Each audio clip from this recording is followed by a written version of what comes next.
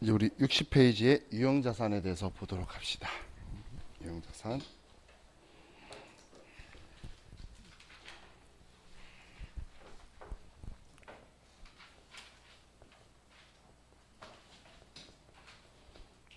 유형자산은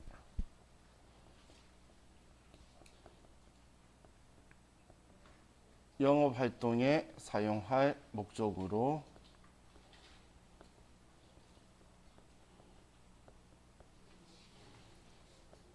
우리가 보유하고 있는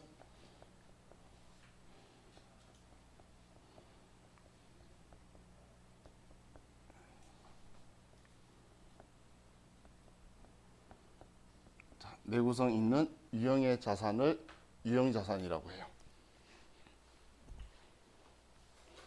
이게 우리 유형자산을 칭하는 표현들을 섞어놓은 표현인데, 일단 영업활동에 사용 안 하는데 오래 쓴다면 투자자산인 거고, 영업활동에 써야 유형자산이 되는 거고, 내구성이 있다라는 건 1년 이상에 걸쳐서 사용한다라는 거예요. 얘를 우리 1년 이내 보고연총률로 1년 이내 사용한다면 그거는 유형자산 분류하는 게 아니라 당좌자산의 소모품으로 처리해 버릴 거예요. 소모품으로. 우리 이런 보드마카 이런 거 유형자산이라고 안 하죠. 이런 건 우리 소모품이다라고 처리할 거예요. 근데 우리 에어컨이라든지 아니면 컴퓨터라든지 이런 거는 1년만 쓰고 버리면 참 좋겠지만 일반적으로는 오래 쓰죠. 이런 것들을 이제 우리 영업 활동에 쓰고 있으면 유형자산인 거예요. 우리가 컴퓨터를 사왔는데 우리가 영업 활동에 쓰려고 우리 격리부서에서 사용할, 어디서 사용할, 그러면 컴퓨터 사왔다면 우리 유형자산인 비품이라는 걸 쓸 거고, 근데 이걸 팔려고 사왔으면 재고자산인 상품이 되는 거예요. 그럼 컴퓨터가 뭐냐 이런 게 아니라 우리가 이걸 어떤 목적으로 사왔냐 이거에 따라서 계정 과목이 선택이 되는 거죠. 자, 그럼 이 유형자산 계정 과목부터 우리 교재에 있는 거 구경을 먼저 할게요. 자, 먼저 토지나 건물은 특별하게 제가 이야기 안 해도 되겠죠. 그죠? 뒤에 적혀 있는 거 보지 마세요. 괜히 보면 생각만 많아지지. 여러분 알고 있는 그거예요. 그러니까 특별하게 다른 거 있나? 없어요. 그러니까 특별히 신경 안 쓰셔도 되는데, 자, 그럼 토지가 뭔지는 알겠죠? 건물이 뭔지는 알겠죠? 그럼 주차장은 뭐라고 해야 될까요? 토지? 건물? 토지 건물은 알겠다며. 근데 그러니까 더 걔라고 단정 지으려니까 뭐가 이상하죠? 그런 주차장 같은 걸 구축물이라고 하는 거예요. 그 아래. 그래서 우리 주차장이라든지 우리 굴뚝이라든지 교량이라든지 이런 것들 있죠. 그런 걸 구축물이라고 해요. 자, 그럼 이제 기계장치. 자, 우리 제조업에서는 생산 목적으로 보유하는 기계 있죠. 그런 걸 기계장치라고 해요. 뭐 의미가 어렵진 않죠. 차량 운반구는 우리 승용차든 화물 트럭이든 버스든 전부 다 우리가 동력의 힘으로 가는 걸 차량 운반구라고 해요.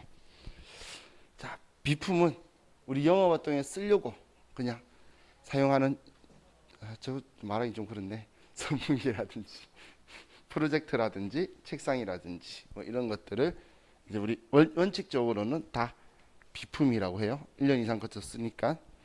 자, 건설적인 자산은 조금 이따가 설명을 드릴게요. 자, 제가 계정 과목 외우지 말라 그러죠. 그래놓고 저 20살 때 제 친구랑 같이 학교 앞에, 이제 학교 회기동이었어요. 버스 타야 되지 아니면 앞에 뭐 먹을 것도 없었어요. 내려오면 친구하고 버스 오면 야, 차량 운반구 온다 그러면서 탔었는데, 저는 그렇게 해놓고서 여러분한테는 계정 과목 외우지 말고 상황을 이해하라고 이야기하고 있죠. 그때 저도 왜 그랬는지 모르겠어요. 지금 그 친구가 제 친구 중에 돈 제일 잘 벌었어요. 대기업 그런 데 간 게 아니고 자판기 사업을 하고 있는데, 그때 그 친구가 같이 아르바이트해서 30만 원으로 커피 자판기를 하나 샀는데 저한테도 사래 계속.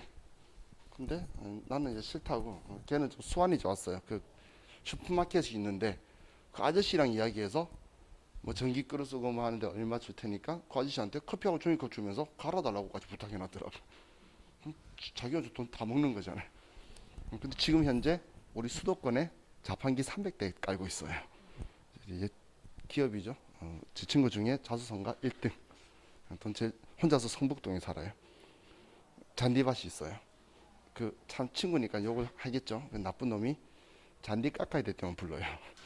나한테는 거짓말로 우리 잔디밭에서 고기 구워 먹자고 깎아야 먹을 수 있어요. 정말 나쁜 놈이에요. 내가 처음으로 같이 살자고 얘한테 러브콜을 했는데 죽어도 싫다 그러더라고. 걔는 죽어도 여자 못 만나요. 아직도 자판기 하는데 자기 꿈이 자기는 동쪽, 배우자는 서쪽 자판기를 관리하는 배우자를 만나고 싶은 게 꿈이에요. 우리 외대 나오신 분 있으면 저기 용인인데 외대 있죠? 캠퍼스. 거기에도 걔 자판기예요. 이렇게 대학교도 많이 들어가 있어요. 한 자리세가 몇 천만 원씩 해요. 근데 돈이 되니까 안 가죠. 돈 엄청 많이 벌었어요. 그때 내가 자판기를 샀으면 내 운명이 달라졌을 수도 있는데.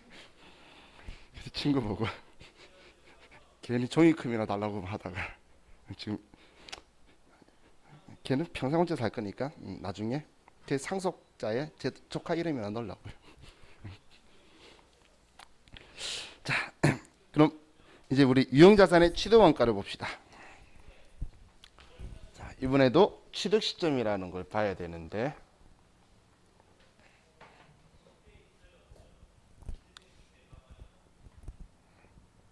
자, 이제 제가 오른쪽에다 쓰면 왼쪽에 뭐 쓰려고 표현했다는 거 알겠죠? 그죠? 자, 그럼 이 취득 시점은 이제 얘 고유 목적대로 영업활동에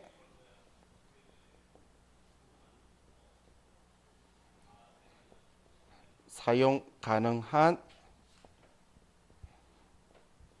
장소나 상태에 도달하는 시점. 이 시점을 취득 시점이라고 하고, 그럼 이 취득 시점 이전에 들어가는 거는 취득 원가에 포함할 거예요. 자, 취득 원가에 포함한다는 건 대변에 돈 나가고 나서 차변에 자기 자산 계정과 못 쓰는 거. 얘는 유형자산 계정 과목으로 처리를 하는 거고, 취득 시점 이후에 들어가는 거는 비용 처리하는 경우도 있고 자산 처리하는 경우도 있어요. 자, 이 재고 자산 때랑 또 차이가 좀 있죠.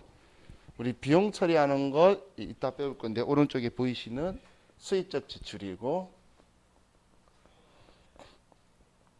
자산 처리하는 게 자본적 지출이에요.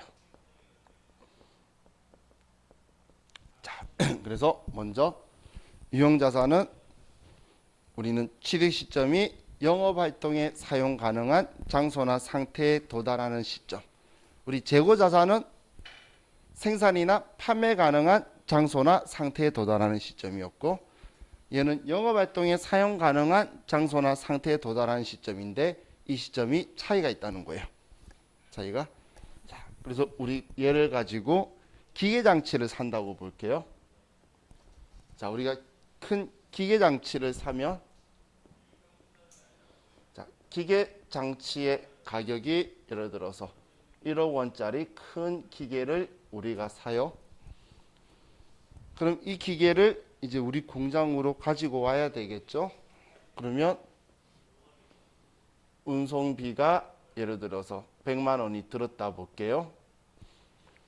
그리고 이 기계를 이동할 때 들어가는 보험이 있어서 운송보험에 가입을 했어요. 자, 얘도 100만 원이다라고 볼게요.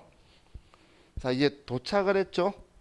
그럼 도착했으면 우린 이제 공장에 넣어야 될 거잖아요. 그럼 하역비가 또 100만 원 들었다 볼게요.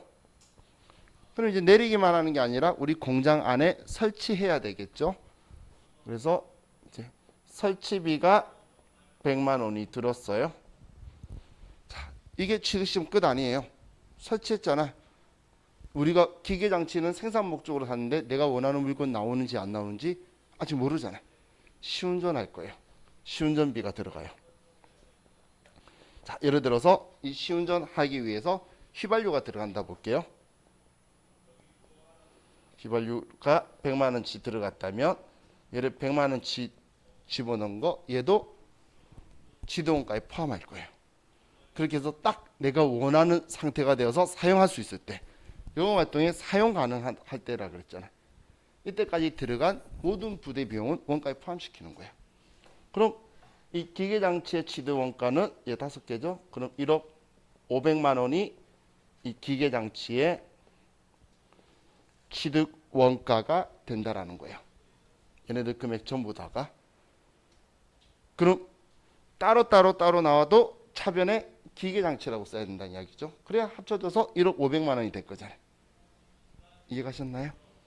자, 이거 볼 때마다 생각나는, 자, 2년 전에 우리 학원에서 지금 우리 같은 이 과정 들으신 분이 시험 끝나고 나면, 시험 보고 나면 밖에 막 나와서 답을 막 물어봐요. 특히 이제 세무 2급을 먼저 봐요. 2급을 먼저 보니까. 그러더니 세무 2급 시험이었는데 막 뛰어나오더니 저한테 선생님 휘발유 계정감이 뭐예요? 그러는 거예요. 문제지도 안 보고 걔한테 여자인데 미안하지만 꺼져 그랬어요. 휘발유가 차에 넣었으면 차 유지하는 데 들어간 거고, 그때 그 문제가 기계장치 시운전비였어요. 그래서 휘발유 사왔대. 그러면 차변에 기계장치라고 써야지. 그래서 제가 계속 상황을 봐라. 지금 얘가 뭐다라고 보는 게 아니라는 거예요. 지금 얘는 이 시운전비도 유형자산의 취득 시점, 영업활동에 사용 가능한 장소나 상태, 사용 가능하기 전까지 지금 확인하고 있는 거잖아요. 이건 전부 다 취득원가에 포함하는 거라는 거예요. 그럼 이 시점이 다 끝나고 나서 그 다음부터 들어가는 돈을 이제 자산 처리할까, 비용 처리할까, 이제 그 상황은 저와 같이 볼 거예요. 그럼 지금 제가 기계장치를 가지고 이야기했는데, 만약에 우리가 건물 지으려고 땅을 샀어요. 그럼 그 땅을 건물 지을 수 있게 쓸 수 있는 상태가 되기 전까지 들어간 모든 부대 비용 있죠. 취득세든 중개수수료든 또 땅 집안 토목공사하는 거든 평탄화 작업이든, 혹은 봤더니 건물이 있는 거야. 못 쓰는 건물 철거해야 되잖아요. 그 철거비까지 전부 다 땅값에 포함하는 거예요. 그럼 우리가 본사 사옥 지으려고 했다면 방금 그 들어간 철거비든 평탄화 작업비는 전부 다 토지라고 처리할 거예요. 그 땅을 쓸 수 있을 때까지 들어간 모든 부대 비용을 원가에 포함할 거라는 거예요. 그럼 듣고 보니까 재고자산 때보다 범위가 좀 더 훨씬 더 광범위하게 되죠. 그래서 자, 얘는 영업활동에 사용 가능한 시점까지 들어간 모든 돈을 원가에 포함시켜야 되는 거예요. 자, 그럼 이제 우리 유형자산의 취득 원가에 적혀 있는 내용 보시면, 그래서 우리 자산 본래의 기능을 수행할 때까지 발생한 구입 부대 비용을 가산하여 기입한다라고 적혀 있죠. 그래서 이 예로 뭐 매입 수수료, 운송비, 하역비, 설치비, 시운전비, 취득세, 토지 정지 비용, 지금 제가 막 이야기에 떠들었던 그런 예를 이 사람이 아니라 창의력 이 정도까지밖에 안 돼요. 그럼 이 정도 선들이 주로 나온다라는 거예요. 자, 그럼 지금 얘네들을 지금 썼는데, 자, 우리 건설 중인 자산이라는 걸 지금 위에서 계정 과목만 알려주고 지금 그 뒤로는 안 나와요. 그래서 건설 중인 자산을 알려드릴게요. 자, 지금 제가 이렇게 쓴 거는 유형 자산을 외부 구입한 거죠. 사온 거라는 거예요. 근데 우리는 취득은 꼭 사와야만 취득이 아니에요. 우리 회사에 필요한 기계를 만들어 달라고 의뢰할 수도 있고, 우리가 필요한 건물을 지어 달라고 의뢰해서 우리 걸로 취득할 수도 있는 거잖아요. 다 지어진 건물을 꼭 사야 되는 게 아니죠. 우리가 건물을 지을 수도 있고 기계를 만들 수도 있다는 거예요. 그럼 우리 회계에서는 우리가 직접 만드는 걸 자가 제작인데 이걸 자가 건설이라고 불러요. 건물을 짓는 것만이 아니라 기계 장치를, 플랜트를 우리 회사에 직접 필요하게 주문 제작해 가지고 만드는 것도 우리는 자가 건설이라고 표현을 해요.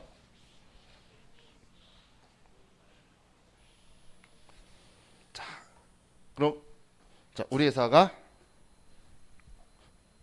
예를 들어서 건물을 짓기로 했다고 볼게요. 건물. 자, 건물을 짓는데 자, 도급 금액을 우리가 지어 달라고, 얘를 1억의 건물을 지어 달라고 부탁을 했어요. 그럼 계약하면서 먼저 계약금으로 5천만 원을 주고,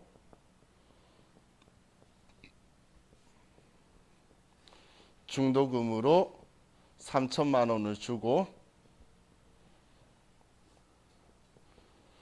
완공 시 잔금 2천만 원 주기로 계약을 하고 의뢰했어요. 그럼 이런 상황에 우리 회사의 취득 시점은 언제죠? 이때가 취득 시점인 거예요. 다 만들어졌을 때. 그 전까지는 안 만들어졌는데 건물이라고 할 수가 없어요. 자, 그럼 이런 상황에서 우리가 첫 번째 계약금을 지급해요. 자, 계약금 5천만 원을 우리 회사가 지급을 해요.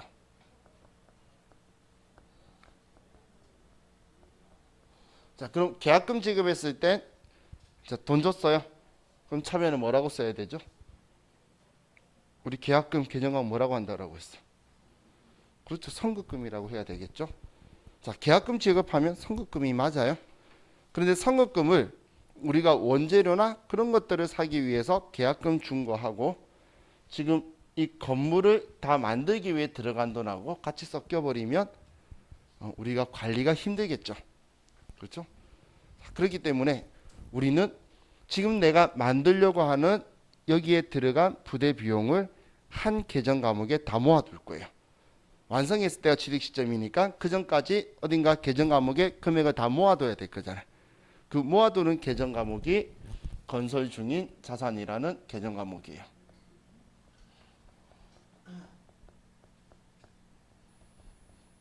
이 건설 중인 자산이라는 계정 과목은 유형 자산으로 분류되어 있는 임시 계정이에요. 유형 자산으로. 얘는 건물 지었기 때문에 들어가는 모든 부대 비용. 이거 다른 말로 이야기하면 건물만이 아니고 다른 것도 다 만들 때 자가 건설로 취득 시점 이전에 들어가는 모든 부대 비용을 우리가 관리하는 계정 과목이에요. 그러면 자가 건설의 취득 시점 이전까지 들어가는 것들. 자, 그럼 중도금 지급하면 중도금 3천만 원을 지급했어요. 그럼 지금 이 건물 만들고 있는 것만 아니었으면 중도금도 선급금이라고 할 건데 얘는 지금 건물 지을 때 들어가는 부대 비용이죠. 그래서 얘도 건설 중인 자산이다 3천만 원 이렇게 처리할 거예요. 자, 근데 우리가 이 8천만 원을 은행에서 빌려온 돈이라고 볼게요. 지금 이렇게 돈 8천만 원 줬는데 그래서 이거 지으면서 만들기 위해서 우리가 이자가 들어갔다 볼게요. 그럼 이자 100만 원 들어간 이 돈을 우리는 건설 자금 이자라고 표현하는데 자, 건설 자금 이자가 100만 원 들어갔어요. 자, 그럼 이자 줬으면 차변의 계정 과목 뭐라고 와야 되죠? 이자 줬으면 이자 비용. 이자 받았으면 이자 수익. 그럼 얘 이자 줬으니까 이자 비용 쓰는 게 원칙이에요. 그런데 우리가 지금 얘를 안 만들었으면 이 이자가 들어갔을까요? 아니죠. 그럼 취득 시점 이전까지 얘는 얘 만들었기 때문에 들어가는 거예요. 취득금까지 포함할 거예요. 그래서 얘를 또 건설 중인 자산이다라고 얘도 처리할 거예요. 이자 비용 처리해야 되는 건데 이자 비용으로 비용 처리해야 되는데 지금 이렇게 자산으로 처리하는 이 이자를 뭐라고 말하냐면 자본화 대상 금융 비용이라 그래요. 자본화 대상 금융 비용이라는 표현을 써요.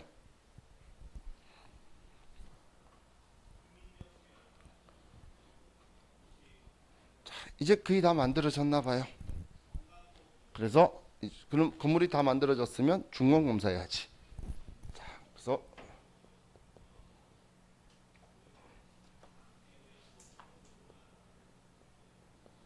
자, 준공검사비가 100만 원 들어갔다 볼게요. 자, 그럼 이 돈도 얘 안 만들었으면 안 들어갈 거예요. 완성품은 다 이미 다 끝난 거니까. 그래서 얘도 건설 중인 자산이다 100만 원 이렇게 써줬어요. 자, 이제 드디어 다 만들어졌어요. 완공을 했어요. 자, 완공한 시점이 나한테 건물의 취득 시점. 이제 차변에 건물이라고 들어왔어요. 그럼 이제 이 건물의 가격을 산정해야 되겠죠. 일단 지금까지 들어간 돈은 건설 중인 자산이라는 유형자산 계정 과목으로 써서 내가 안 지어주면 절대 안 지어지도록 차변에다가 이 금액을 8,200만 원 모아뒀죠. 이제 다 만들었으니까 얘 지울 거예요. 대변에 건설 중인 자산 8,200만 원이다. 이렇게 쓰고 이제 다 만들었으니까 잔금 2천만 원 줘야지. 그래서 잔금 2천만 원까지 지금까지 들어간 8,200만 원과 잔금 200만 원까지 해서 이 건물의 취득 원가는 1억 200만 원이다. 이렇게 될 거라는 거예요. 자, 그럼 이 건설 중인 자산은 우리가 자가 건설할 때에 그때 들어가는 취득 시 부대 비용을 일단 미리 취득 시점 이전까지 모아두는 임시 성향의 계정 과목인데 그래도 얘 분류는 지금 유형자산 취득할 때 들어가는 거죠. 우리 기계장치 하더라도 건설 중인 자산인 거예요. 그래서 건설이라는 게 회계에서는 건설이라 표현하는 게 우리는 제작이라고 생각하시면 돼요. 제작. 그래서 그때까지 임시 계정으로 유형자산 계정 과목으로 모아뒀다가 완공할 때 상계하면서 지우면서 취득 원가를 구성해 줄 거예요. 그럼 그때까지 모아두기 위해서 들어가는 거죠. 자, 우리가 이건 좀 저렴한 표현인데 회계 1급이든 세무 2급이든 TAT 1급이든 FAT 1급이든 전부 다 막 뭔가 돈 들어가고 있는데 지금 건물 짓는 중이래. 올해 완공한 게 아니라 짓는 중이래. 그러면 차변에 건설 중인 자산을 원하는 거예요. 문제가 뭐 건물 신축 중인데 하면서 뭐 이야기가 많아. 그럼 대변에 다 돈 나가고 차변에 다 건설 중인 자산이에요. 이 모아두라는 거예요. 또 이자 이야기하고 있는데 건물 짓는데 그럼 건설 중인 자산 찾아야 되는데 그래도 이걸 못 찾아냈어. 이자 이야기하고 있는데 뭐 이상한 자본화 대상 이런 이야기가 나와요. 그럼 건설 중인 자산이에요. 왜냐하면 이 경우를 제외하고는 이자 비용은 원칙은 이자 비용 처리하는 거거든. 얘 억지로 지금 건설 중인 자산 된 거예요. 세법이 이걸 원하거든. 회계가 자존심이 있지 세법 따라가지 않죠.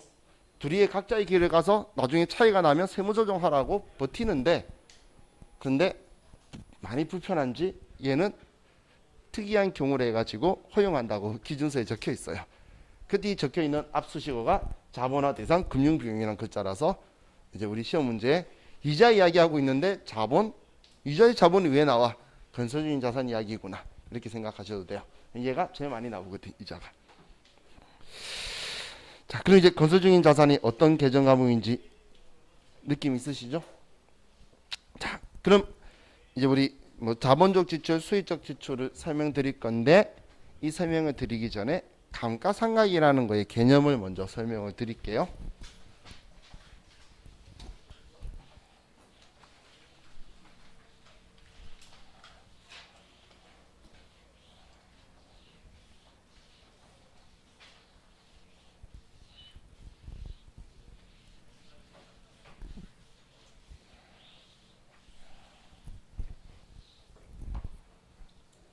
자, 먼저 우리 감가상각이라는 거의 의미를 보면 자, 우리가 자동차를 취득했다고 볼게요. 자, 그럼 우리는 자동차 샀으면 차변에 차량 운반구 얘가 예를 들어 100만 원이다.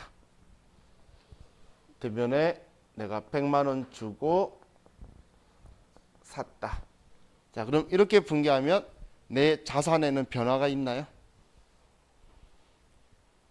나는 당좌 자산인 현금 100만 원 줘서 줄었지만 유형 자산인 자동차가 100만 원 들어왔으니까 내 자산에는 변화가 없죠.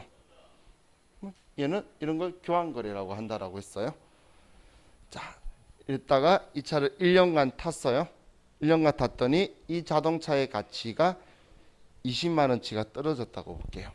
그럼 외부 이용자한테는 이 자동차의 가치에 맞춰서 보여줘야 되니까 80만 원을 보여줄 거예요. 그럼 80만 원 보여주기 위해서 대변에 차량 운반구 20만 원이다라고 줄였어요. 그럼 지금 대변에 차량 운반구라고 쓴 건 자산 금액을 줄이기 위해서 쓴 거죠. 지금 내가 대변에 쓴 건. 그럼 자산의 유출이 있는데 이 가치가 줄었다고 해서 나한테 들어오는 게 있나요? 돈 들어오는 거 없죠? 이걸 비용이라고 한다 했어요. 나의 재산자 가치가 있는 게 나갔는데 들어오는 게 없어. 이걸 비용이라고 하는 거예요. 그럼 이 비용을 우리가 비용 처리하는 계정 과목이 감가상각비라는 계정 과목이에요. 우리 자산의 가치가 다른 만큼 우리가 비용 처리하는 계정 과목이 감가상각비라는 계정 과목이에요. 그럼 이 감가상각은 이 비용하는 건 얘 결국은 달아서 없어질 거잖아.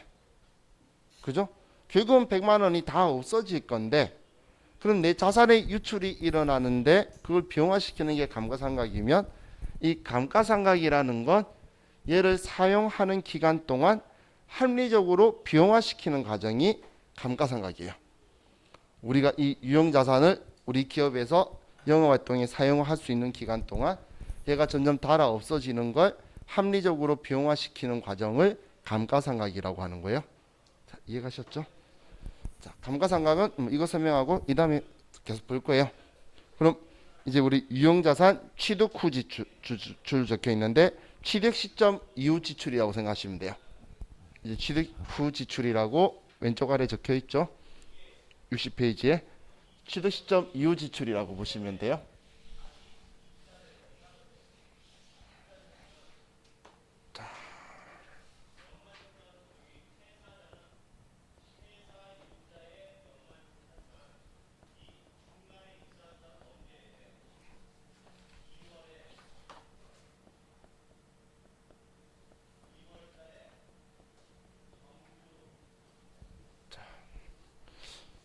그럼 취득 시점 이후의 지출이라는 건 대변에 돈이 나갔잖아요. 지출이니까.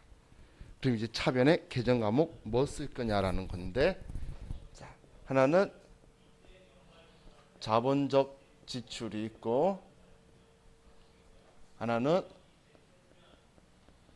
수익적 지출이 있어요. 수익적 지출.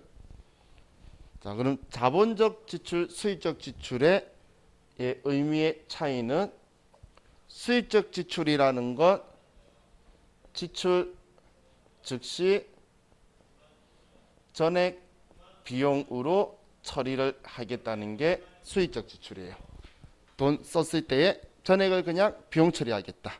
이게 수익적 지출이에요. 그럼 자본적 지출은 얘는 지출했을 때 자산 처리를 하고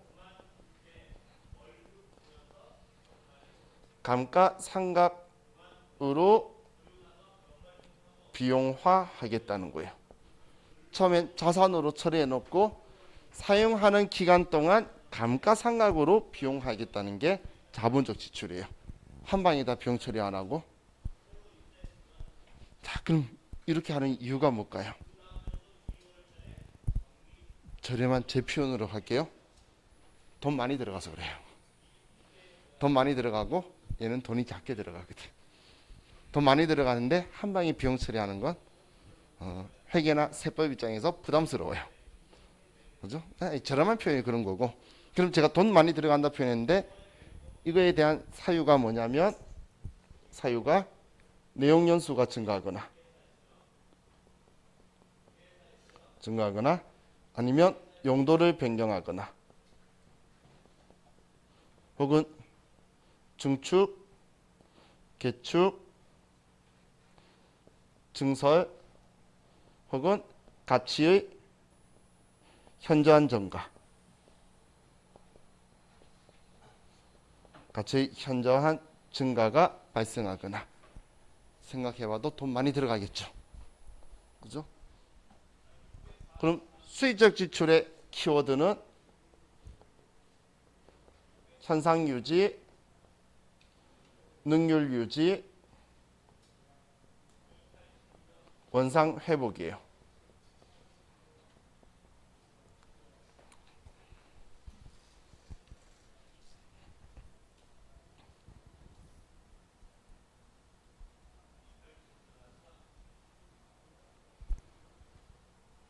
자, 이제 예를 들어보면 우리 자동차에 돈이 들어가요. 차 타이어가 뻥커 났어요. 타이어 수리하는 비용은 원상 회복하려고 한 거죠. 그죠? 엔진 오일 교체했어요. 능률 유지하려고 교체하는 거잖아요. 근데 자동차의 생명은 뭐죠? 엔진이죠. 전에 제가 생명 뭐죠 그랬더니 어떤 남자분이 짜세라 그러더라고.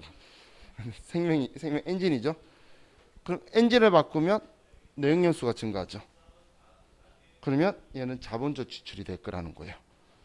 그럼 자본적 지출이라고 말하는 애들 있죠.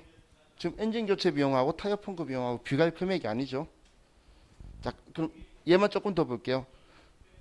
건물에 엘리베이터가 없는 7층짜리 건물에 엘리베이터를 설치했어요. 그럼 건물의 가치가 증가하겠죠. 저 같아도 엘리베이터 없는 건물에 7층에 새 안 들어갈 거예요. 한번 올라가면 안 내려오고 내려오면 다시 안 올라갈 거니까. 그죠? 근데 엘리베이터를 다는 순간 5층이나 6층이나 그건 똑같아지겠죠. 그럼 가치 현저한 증가 있죠. 그런 건 자본적 지출이라는 거예요. 근데 건물 유리창이 깨졌어요. 그런 건 수익적 지출인 거예요.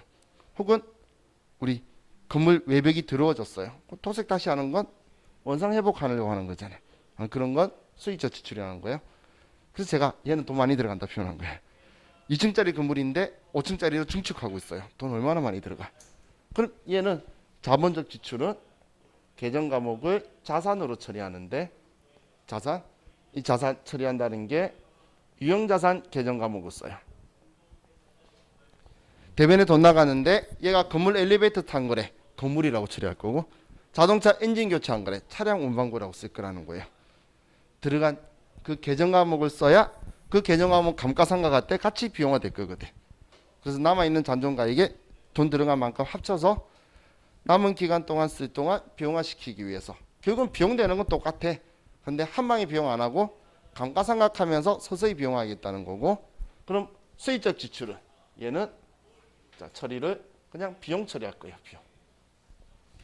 전에 비용 처리할 거라 그랬죠.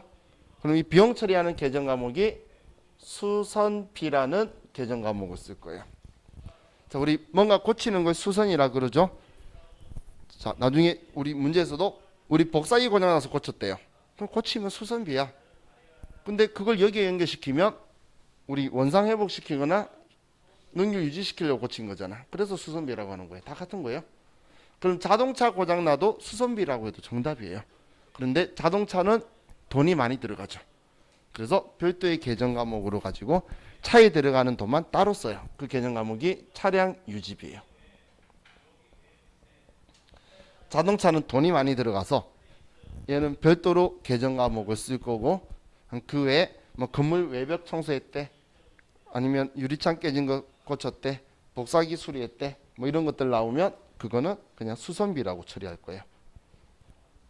그럼 얘 둘이는 여러분들이 문제 사항을 보고 판단을 해야 돼요. 과거 옛날에는 수익적 지출로 처리하시오 자본적 지출로 처리하시오라고 문제 대놓고 적혀 있었어요. 그래서 저도 저렴하게 이런 표현 썼었어요. 자본적 지출 처리하라 그러면 자본 친구는 자산이니까 자산 처리하고 수익적 지출로 처리하라 그러면 얘 친구가 비용이니까 비용 처리하라고. 그런데 어느 순간 얘를 이제 말해줬다 안 말해줬다 그러더라고요. 그래서 세무 2급에선 자동차가 사고가 나서 엔진 교체하고 앞유리 교체하고 앞범퍼 교체하고 앞유리 교체하고 이렇게 나왔어요. 야, 정말 잔인한 애들이에요. 그래서 엔진만 차량 운반구 앞유리 앞범퍼는 차량 유지비 이렇게 처리하는 거예요. 여기 앞범퍼가 여기에 들어갈 것 같나요? 그래서 제가 얘를 생각한 거예요. 걔는 원상 회복하려고 한 거였잖아요. 그죠? 그렇기 때문에 이제 그걸 구분해야 돼요. 또 한 번은 이런 게 나왔어요. 건물에 CCTV 달았대. 와, 저도 당황했어요. 도대체 CCTV를 어디에 갖다 붙여야 될까? 그런데 그 문제를 보다가 잘 아래에 당구장 표시로 CCTV 설치로 도난의 우려가 감소하여 건물의 가치가 증가할 것으로 판단돼. 그 글자를 보는 순간 이거네. 건물 이렇게 가는 거예요. 이제 그 물어보려는 게 이런 거다라고 보시면 돼요. 그럼 이제 수익적 지출, 자본적 지출 이렇게 구분하는 이유 아시겠죠? 구분하는 이유 돈 많이 들어가니까 한 방에 비용 처리하기 부담되는 거예요. 사실대로 말하면. 그러니까 쓰는 동안 이 돈을 비용화하라 그런 개념이고 얘는 얼마 안 되니까 즉시 비용 처리해도 서로 부담될 거 없고 깔끔하고 편하잖아요. 그런 거예요. 자, 우리 교재 61페이지에 수익적 지출과 자본적 지출 구분해야 되는 이유 적혀 있는 거 아래에 네모박스 표 있죠? 그거 보지 마세요. 정신건강에 해롭고 도움도 안 돼요. 미래도 전혀 필요 없는 내용인데 굳이 넣어두고 이거 가지고 저한테 질문해 오시는데 지금 저한테 단기순위의 가대 계산, 가소 계산하면 새로운 수업을 한번 열어라는 이야기인데 중요한 건 시험에 안 나와요. 그래서 제가 쓸데없다고 이야기한 거고 이게 필요한 거예요. 저한테는. 자, 다음 이제 유형자산의 감가상각이라고 적혀 있죠. 자, 유형자산의 감가상각은 제가 앞에 먼저 이게 느낌을 이해하시라고 감가상각이라는 용어를 먼저 설명드렸는데 이 우리의 유형자산을 영업활동에 사용하는 기간 동안 합리적으로 비용화하는 과정이라고 보시면 돼요. 그럼 합리적으로 비용화할 건데 지금 저와 같이 공부하려고 하는 건 그럼 이걸 어떻게 분개를 해서 보여줄 거며 그럼 얼마만큼 비용화됐다라는 금액을 산정할 거냐라는 거예요. 왜냐하면 우리는 실제 얼마 다른지 모르거든. 1년 지났다고 건물이 얼마만큼 다른지 어떻게 알 거죠? 뭐 매년 감정평가서를 불러야 되나? 아니죠. 자동차도 얼마 다른지 모르죠. 그래서 이제 합리적인 추정 방법을 쓸 거예요. 합리적인 추정 방법을. 그래서 그 방법들하고 분개하는 방법을 보는 건데 근데 우리 유형자산 계정 과목 중에서 토지하고 감가상각하지 않는 게 지금 우리 파란색 적혀 있는 거예요. 토지하고 건설 중인 자산은 감가상각하지 않는 자산이에요. 생각해보면 당연한 거죠. 땅이 다 없어지나요? 안 없어지죠. 자, 우리 여기 고등학생 없죠. 저는 고등학생 학교 그 수업할 때 내 체질이 안 맞다고 생각인 게 정말 수업하는데 수업 안 듣는데 내가 토지는 감가상각 안 한다 그랬더니 땅 파면 토지는 땅은 안 다른다 그랬더니 땅 파면 다른데 내가 걔하고 진짜 말싸움할 수도 없고 정말 저 고등학생 수업하는 건 내 체질이 아니었어요. 다들 쳐다보지도 않고 막 끝나기 제가 마지막 수업할 때 되면 끝나기 20분 전에 다 일어나가지고 얼굴을 막 화장하고 있더라고. 그 전까지 다 고개 숙이고 있어요. 정말 그때 내 정신건강이 해로워가지고 제가 그때 그 교장 선생님하고 이사장님하고 재계약하자고 그러길래 나 싫다고 이 길은 내 길 아닌 것 같다고 그랬더니 아직 젊어서 모르는데 자기 길은 거기서 개척하는 거라나. 그래서 내가 나 여기는 내 개척할 건 아니라고. 인천분 계시나요? 혹시 인천에 지금은 세무고등학교라고 말하는 옛날 부평여상에서 그런 일이 있었어요. 정말 지금은 좀 공부하는데 제가 갔을 때는 더 공부 안 하는 시절이었어요. 진짜 힘들었어요. 자, 그럼 건설 중인 자산은 왜 안 하죠? 아직 건물도 다 안 지어졌어요. 기계장치도 다 안 만들었어. 유형자산이지만 다 만들어지지도 않았는데 감가상각하면 안 되겠죠. 그래서 이 두 개는 감가상각하지 않는 자산이에요. 자, 이제 우리 감가상각하는 3요소라는 것만 보고 싶시다.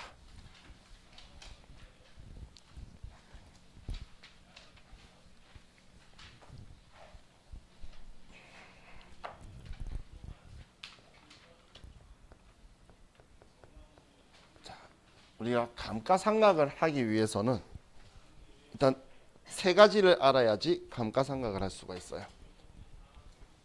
자, 그래서 그걸 감가상각 3요소라고 또 어떤 사람이 이름을 쓸데없이 붙여뒀는데 자, 우리가 지금 금액으로 감가상각 할 거잖아요. 그럼 첫 번째 알아야 될 게 얼마에 사왔는지를 알아야 돼요. 그죠? 그래서 취득 원가를 알아야 돼요. 공짜로 받았으면 감가상각 안 할 거예요. 그죠? 맞나요? 장부에 안 썼어야 감가상각 안 하는 거지. 공짜로 받아서 장부에 안 썼으면 공짜 받아도 장부에 썼으면 얘는 사라져 없어질 거니까 지워야 돼요. 그럼 감가상각을 할 거예요. 그럼 그때도 공짜로 받아도 장부에 기록하면서 금액 쓰는 걸 취득원가라고 하는 거예요. 돈 주고 사와야 취득원가가 아니에요. 그 다음 우리가 알아야 될 게 그럼 얘를 몇 년간 쓰는지, 그래야 합리적으로 비용할 거잖아요. 사용할 수 있는 기간 동안. 그래서 내용 연수를 알아야 돼요. 내용 연수를 알아야 되고, 다음 세 번째로 내가 알아야 되는 게 그럼 쓸 수 있는 기간 동안 다 썼을 때에 얘를 팔면 돈 받을 수 있는 것들 있죠. 뭐 고철값이라도 받을 수 있을 거잖아. 그럼 그 돈은 돈으로 바꿀 수 있는 거니까 우리 비용화될 대상이 아니죠.